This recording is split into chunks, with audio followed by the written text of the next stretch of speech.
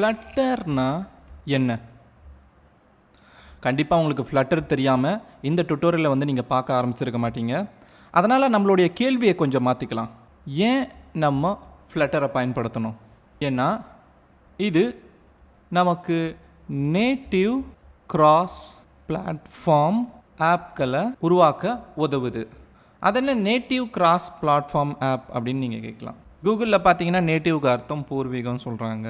அப்போது native cross platform Apna என்னன்னு பார்த்தா ஒரு குறிப்பிட்ட ஒரு லாங்குவேஜுக்கு மட்டுமே ஒரு ஆப்பை உருவாக்குறது. உதாரணத்துக்கு இப்போ ஒரு வேளை நீங்கள் வந்து ஆண்ட்ராய்டு ஓஎஸ் கொண்ட ஒரு மொபைலில் நீங்கள் ஆண்ட்ராய்டு ஆப்பை தான் நீங்கள் பயன்படுத்த முடியும்.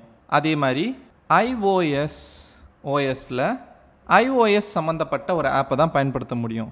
இதில் போய் அந்த ஆப்பையும் அதில் போய் இந்த ஆப்பையும் ரன் பண்ண முடியாது. இந்த 2 ஓஎஸ்ன்னு தான் ஒரு பிளாட்ஃபார்ம்னு சொல்கிறோம். இந்த பிளாட்ஃபார்மில் என்னென்ன ஆப்பை ரன் பண்ண முடியுமோ அந்தந்த ஆப்பை தான் ரன் பண்ண முடியும்.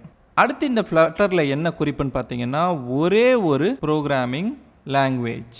ஆக நீங்கள் வந்து நான் ஏற்கனவே சொன்ன அதே விஷயம், ஒருவேளை நீங்கள் ஆண்ட்ராய்டு ஆப்பை உருவாக்குறீங்கன்னா நீங்கள் ஒன்று ஜாவா அல்லது காட்லின் அப்படின்ற ப்ரோக்ராமிங் லாங்குவேஜை பயன்படுத்தணும். அல்லது ஐஓஎஸ் ஆப்பை நீங்கள் உருவாக்குறீங்கன்னா ஸ்விஃப்ட் அல்லது ஆப்ஜெக்டிவ் சி அப்படிங்கிற லாங்குவேஜ்களை பயன்படுத்த வேண்டியதாக இருக்கும். இப்போ ஆண்ட்ராய்டுக்கு ஒரு லாங்குவேஜ், ஐஓஎஸ்க்கு ஒரு லாங்குவேஜ்னு தனித்தனி லாங்குவேஜை நீங்கள் ஒரு ஆப்களை உருவாக்கும் போது பயன்படுத்த வேண்டியதாக இருக்குது. ஆக நீங்கள் என்ன தான் வந்து உங்களுடைய ஒரே ஒரு ப்ராடக்ட்டுக்கான ஆப்பை நீங்கள் உருவாக்கணும்னு நினச்சாலும் ஆண்ட்ராய்டில் ஒரு ப்ரோக்ராமிங் லாங்குவேஜில் பண்ணணும், ஐஓஎஸில் ஒரு ப்ரோக்ராமிங் லாங்குவேஜில் பண்ண வேண்டியது இருக்குது. அப்போ நீங்கள் கூகுள் ப்ளே ஸ்டோரில் விடுறதுக்கு ஆண்ட்ராய்டை பயன்படுத்தி ஜாவாலேயோ இல்லை கோட்லின்லேயோ ஒரு ஆப்பை பண்ணணும். அப்புறம் ஆப்பிள் ஸ்டோரில் உங்களோட ஆப்பை விடுறதுக்கு ஸ்விஃப்ட்லேயோ அல்லது ஆப்ஜெக்டிவ் சிலேயோ ஒரு ஆப்பை பண்ணி விடணும். இது உண்மையிலே உங்களுக்கு ரொம்ப தலைவலியாக இருக்கும்ல. 2 லாங்குவேஜை நீங்கள் கற்றுக்க வேண்டியதாக இருக்கும். இந்த பிரச்சனையை சமாளிக்கிறதுக்கு தான் ஃப்ளட்டரு ஒரே ஒரு ப்ரோக்ராமிங் லாங்குவேஜை மட்டும் பயன்படுத்தணும்னு சொல்லுது. ஆக உங்களுக்கு தனித்தனி லாங்குவேஜை கற்றுக்க வேண்டிய அவசியம் இருக்காது மொபைல் ஆப்பை டெவலப் பண்ணும் போது.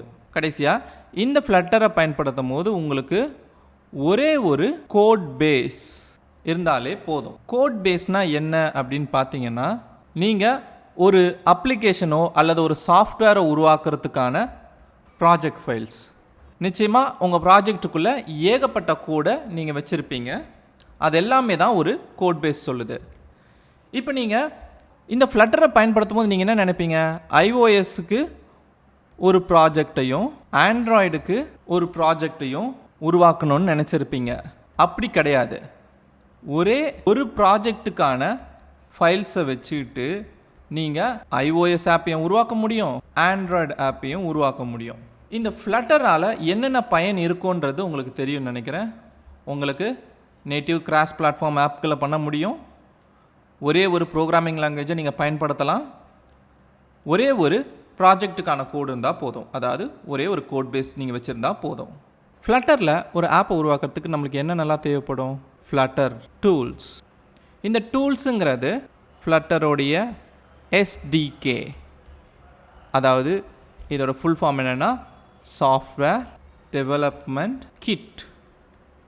இந்த சாஃப்ட்வேர் டெவலப்மெண்ட் கிட்டுங்கிறது ஒரு ஃப்ளட்டர் ஆப்பை உருவாக்குறதுக்கு தேவையான எல்லா விஷயங்களும் கொண்டு இருக்கிற ஒரு மூட்டைன்னு சொல்லலாம். என்னென்ன பொருட்கள் இந்த மூட்டைக்குள்ளே இருக்கும்னா ஃப்ளட்டரோடைய ஃப்ரேம் ஒர்க், அப்புறம் டார்ட்டுங்கிற ஒரு ப்ரோக்ராமிங் லாங்குவேஜ். இந்த 2த்துக்குள்ளேயும் என்னென்ன விஷயங்கள் இருக்கும் அப்படிங்கிறத இதுக்கு அடுத்து நான் உங்களுக்கு சொல்கிறேன். ஆனால் இந்த 2ம் சேர்ந்து தான் உங்களுக்கு ஆண்ட்ராய்டு மற்றும் ஐஓஎஸ் ஆப்களை உருவாக்குறதுக்கான மெஷின் கோடை உருவாக்கும். இந்த மெஷின் கோடு தான் இந்த 2 ஆண்ட்ராய்டு மற்றும் ஐஓஎஸ் மொபைல்களுக்குள்ளே வேலை செஞ்சுக்கிட்டு இருக்கிற உங்களுடைய ஆப். இதில் ஃப்ளட்டர் ஃப்ரேம் ஒர்க்குன்றது ஒரு விட்ஜெட் லைப்ரரி அப்படின்னு சொல்லலாம்.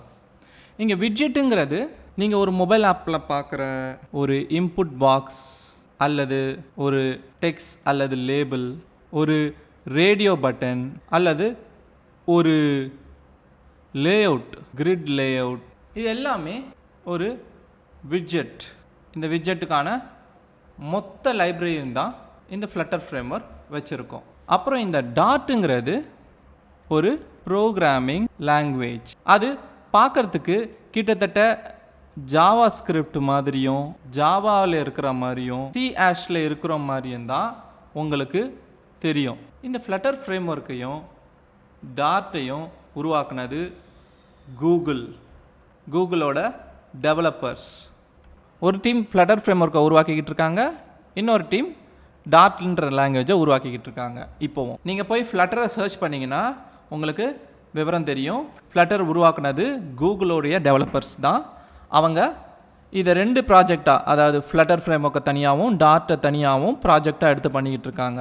இப்போ எப்படி நம்ம ஆஃபீஸில் நம்ம ஒரு ப்ராஜெக்ட் பண்ணிகிட்ருக்கோமோ, அவங்க உலக அளவில் வந்து ஒரு மொபைல் ஆப்பை எந்த ஒரு பிளாட்ஃபார்ம்னா ஆண்ட்ராய்ட்லேயோ ஐஓஎஸ்லேயோ ஏன் பிசியில் பயன்படுத்தப்படுற விண்டோஸ் மற்றும் எந்த ஒரு ஓஎஸாக இருந்தாலும் அதில் இந்த ஃப்ளட்டரில் உருவாக்கக்கூடிய ஆப் ரன் ஆகணும்னு இந்த ஃப்ளட்டருங்கிற ஒரு ஃப்ரேம் ஒர்க்கை கொண்டு வந்திருக்கிறாங்க.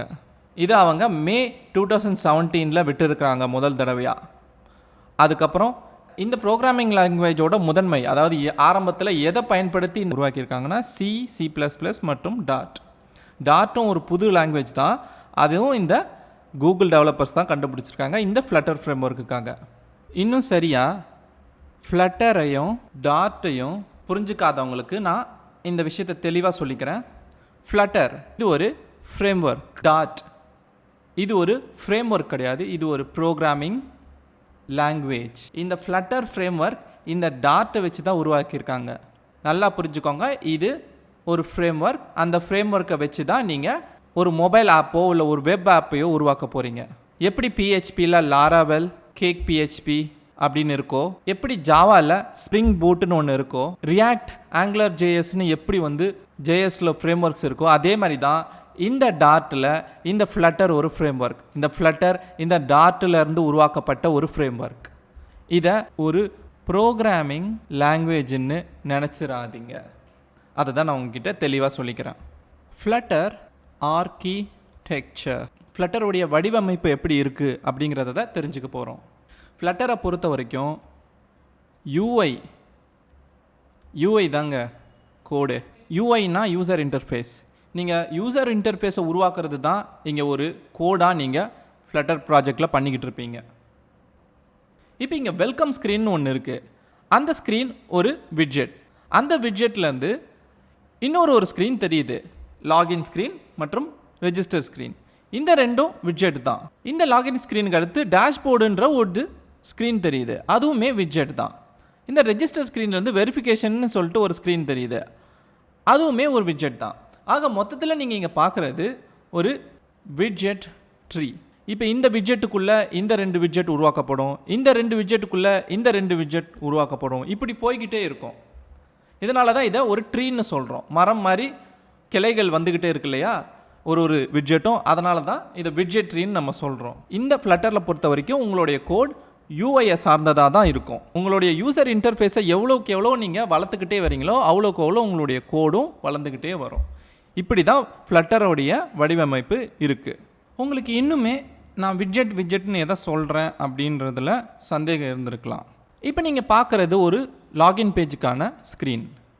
இதில் நீங்கள் பார்க்குற இந்த இமேஜ், இந்த ஃப்ளட்டருன்ற இமேஜ், அது ஒரு விட்ஜெட். அடுத்து இந்த இன்புட் ஃபீல்டு இருக்கு இல்லையா, இமெயிலுங்கிற ஒரு இன்புட் ஃபீல்டு, இதுவுமே ஒரு விட்ஜெட். அடுத்து இந்த லிங்க் இருக்கு இல்லையா, ஃபர்காட் பாஸ்வேர்டுன்னு சொல்லிட்டு, அதுவுமே ஒரு விட்ஜெட். அடுத்து லாகின்னு சொல்லிட்டு ஒன்று இருக்கு இல்லையா, ஒரு பட்டன், அதுவுமே ஒரு விட்ஜெட். இது மட்டும் இல்லை, பின்னாடி இங்கே ஒரு காலியான ஒரு இடம் தெரியுது, இதுவுமே ஒரு விட்ஜெட் தான். இதெல்லாத்தையும் விட இங்கே மேலே பார்க்குறீங்கல்ல இந்த ஹெடர் பார்ட், இதுவுமே ஒரு விட்ஜெட். அதுக்குள்ளே இருக்கிற டெக்ஸ்டும் ஒரு விட்ஜெட் தான். ஆக நீங்கள் பார்க்குறது எல்லாமே இங்கே விட்ஜெட் தான். ஏன்னா ஃப்ளட்டர் முழுக்க உங்களுக்கு விட்ஜெட் தான் இருக்கும். இதை மட்டும் நீங்கள் நல்லா புரிஞ்சுக்கணும். ஆக ஃப்ளட்டரில் நீங்கள் எவ்வளோக்கு எவ்வளோ விட்ஜெட்டுகளை பற்றி நல்லா புரிஞ்சுக்கிறீங்களோ அந்த அளவுக்கு உங்களால் நிறைய மாற்றங்களை உங்களுடைய ஆப்குள்ளே பண்ண முடியும், எப்பேற்பட்ட யூசர் இன்டர்ஃபேஸையும் உருவாக்க முடியும். இங்கே சின்ன சின்ன விஷயங்களும், உதாரணத்துக்கு இந்த இன்புட்டோடைய பார்டர் இருக்கு இல்லையா, இந்த பார்டர் கூட நீங்கள் ஒரு விட்ஜெட்டில் இந்த அளவுக்கு வரணும் அந்த அளவுக்கு வரணும்னு சொல்லிட்டு மாற்றலாம். அதனால தான் ஒரு சின்ன சின்ன விஷயத்தையுமே இந்த ஃப்ளட்டரில் உடச்சி அதை ஒரு விட்ஜெட்டாக வச்சுருக்குறாங்க. ஏன்னா உங்களால் எல்லாத்தையுமே மாற்ற முடியணும். நீங்கள் வந்து ஐயோ என்னால் இதை தான் பண்ண முடியும், இதை தான் பண்ண முடியாது அப்படின்ற ஒரு விஷயத்துக்கே வரக்கூடாது. அதனால தான் இங்கே எல்லாமே விட்ஜெட்டாக இருக்குது. இதில் சில விஷயங்கள் என்னென்ன இல்லை அப்படின்னு பார்த்தீங்கன்னா, நீங்கள் நினச்ச மாதிரி ட்ராக் அண்ட் ட்ராப் அப்படின்ற விஷயத்த பண்ண முடியாது. இந்த ட்ராக் அண்ட் ட்ராப்புன்ற ஒரு விஷயத்த நிச்சயமாக ஒரு ஆண்ட்ராய்டு டெவலப்பராக நீங்கள் கேள்விப்பட்டிருக்கலாம்.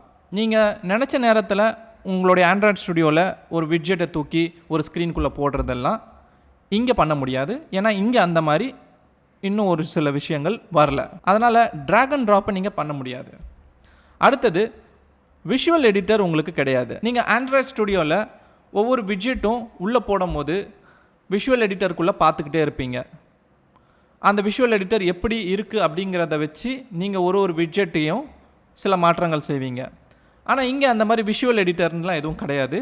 நீங்கள் ஒரு விட்ஜெட்டுக்கான கோடை டெவலப் பண்ண தான் அதை அவுட்புட்டில் ப்ரௌசர்லேயோ அல்லது உங்களுடைய ஆண்ட்ராய்டு அல்லது iOS டிவைஸில் செக் பண்ண முடியும். அதனால் இங்கே விஷுவல் எடிட்டர்னு ஒன்று கிடையாது.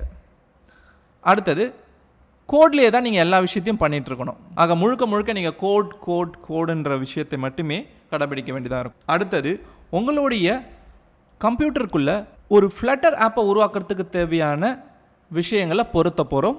இந்த ஃப்ளட்டரை எப்படி இன்ஸ்டால் பண்ண போகிறோங்கிறத தான் அடுத்த வீடியோவில் முழுமையாக பார்க்க போகிறீங்க.